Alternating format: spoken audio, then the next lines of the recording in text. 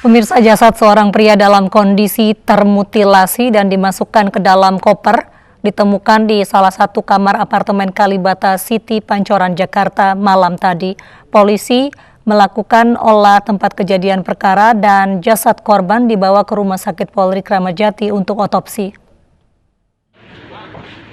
Warga yang tinggal di kawasan apartemen Kalibata City Tower Ebony, lantai 16, dikejutkan dengan adanya penemuan mayat seorang pria dengan kondisi termutilasi di salah satu kamar pada pukul 19 Rabu malam.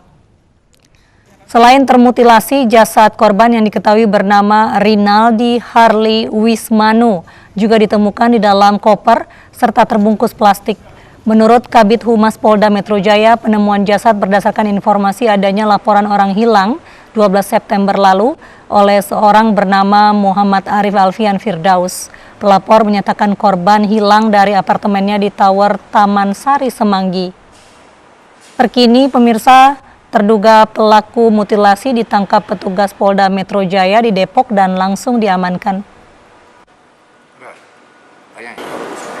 Memang tadi baru saja ditemukan mayat yang memang korban mutilasi ya, yang disimpan di dalam satu koper. Ya, koper. Tim lagi melakukan olah TKP sampai dengan saat ini di TKP. Ada indikasi memang bahwa mayat tersebut seseorang dengan inisial RHW. Setelah kita lakukan pencocokan karena memang pada tanggal 12 September yang lalu ada laporan dari seseorang yaitu Muhammad Arif Alfian Firdaus yang datang ke Polda Metro Jaya melaporkan seseorang atau saudaranya itu hilang sejak tanggal 9 September yang lalu. Pemirsa, kasus positif COVID-19 di Bali melonjak cukup tinggi dalam 1 bulan terakhir. Agar tetap saling menjaga keselamatan, persembahyangan Hari Raya Galungan dilangsungkan dengan penerapan protokol kesehatan yang ketat. Setiap sesi persembahyangan hanya diikuti sekitar 30 orang saja.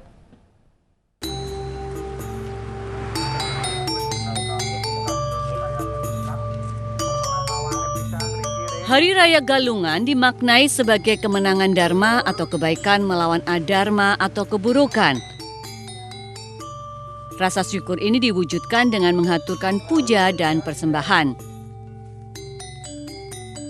Tetapi pandemi COVID-19 membuat warga Bali melaksanakan serangkaian persembahyangan dimulai dari rumah masing-masing dan dilanjutkan berkeliling ke sejumlah pura besar. Di Pura Desa Lanpuseh, Desa Adat Kapal, Mengwi Badung, pelaksanaan persembahyangan dilakukan dengan penerapan protokol kesehatan ketat.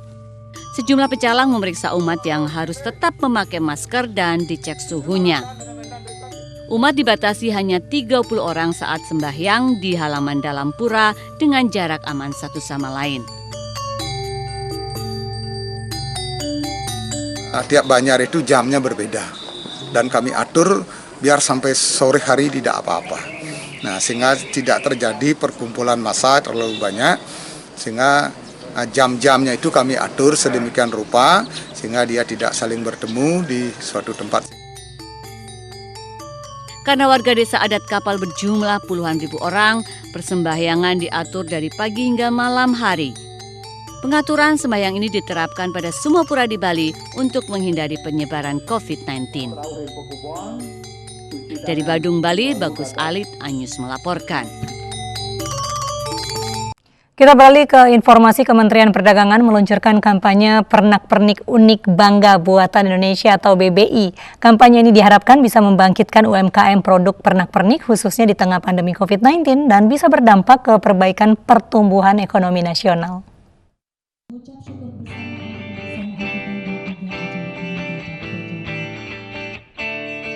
Kementerian Perdagangan Republik Indonesia meluncurkan beberapa kegiatan untuk mendukung gerakan nasional Bangga Buatan Indonesia, yaitu Virtual Expo, Gerobak Dagang Digital, dan Lomba Video Pernak-Pernik, serta website BBI Kemendak yang dapat diakses melalui bbi.kemendak.go.id. Program Pernak-Pernik Bangga Buatan Indonesia ini untuk mendukung UMKM pernak-pernik dan kerajinan tangan kesenian, agar bisa go digital dan mempermudah akses pasar dengan menggunakan sistem digital. Apalagi saat pandemi ini, platform digital menjadi pilihan masyarakat untuk berbelanja kebutuhan pokok dan sekunder lainnya. Menurut Menteri Perdagangan Agus Suparmanto, program Bangga Buatan Indonesia dan Gerobak Dagang Digital akan disebar ke tempat umum seperti bandara, hotel, dan target 1.000 lokasi di seluruh Indonesia.